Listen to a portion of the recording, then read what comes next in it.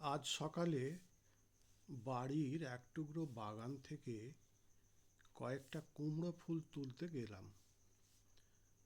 গতকাল দেখেছিলাম বেশ অনেকগুলো কুমড়ো ফুল ফুটেছিল, কিন্তু আজ 7টার বেশি কুমড়ো ফুল পেলাম না।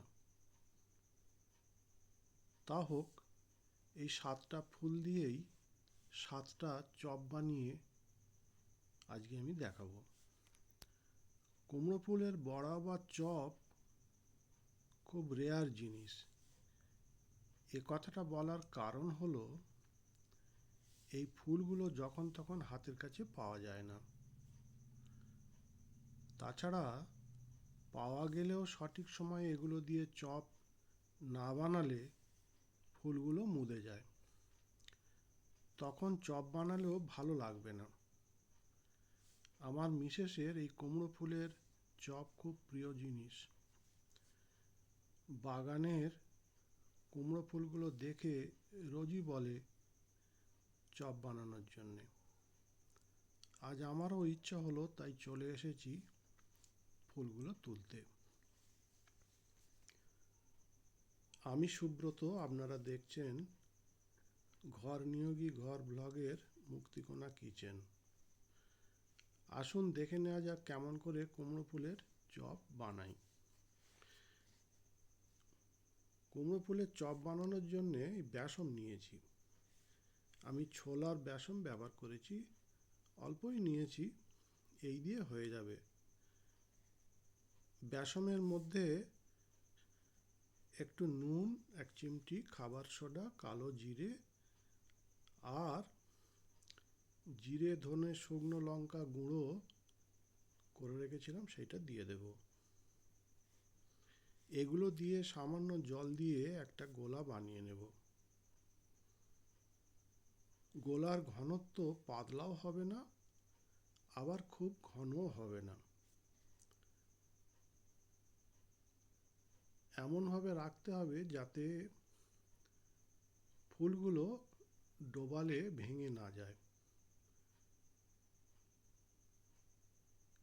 ঠিক এই রকম টেক্সচারটা হবে। ফুলগুলোকে সাইজ করে নিতে হবে, মোটাগুলোকে কেটে ফেলে দিতে হবে, ওইগুলো ভাজলে হবে না।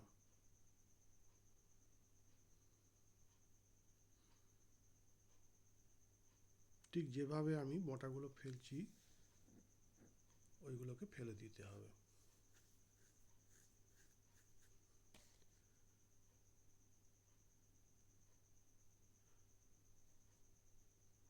এবার ওভেনে প্যান বসিয়ে দিলাম।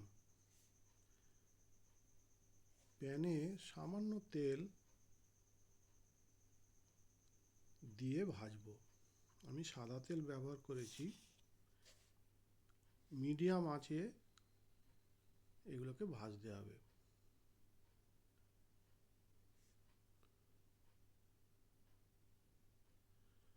এপিট ওপিট মাখিয়ে নিয়ে এইভাবে ছাড়তে হবে।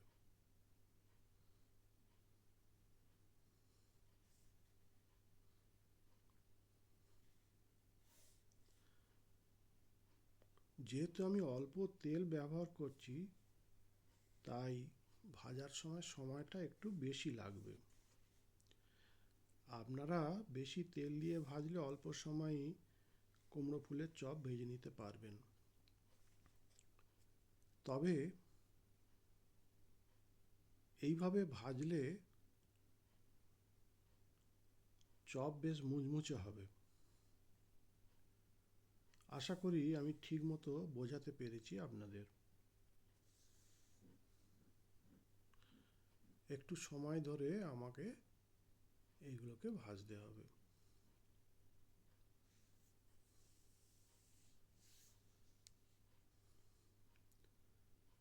চপগুলো প্রায়, প্রথম পর্বের চপগুলো ভাজা প্রায় হয়ে গেছে। ভিডিওটা শেষ করার আগে একটা অনুরোধ করছি, যদি আমার ভিডিওটা ভালো লাগে তবে চ্যানেলটা সাবস্ক্রাইব করে লাইক কমেন্ট করতে ভুলবেন না।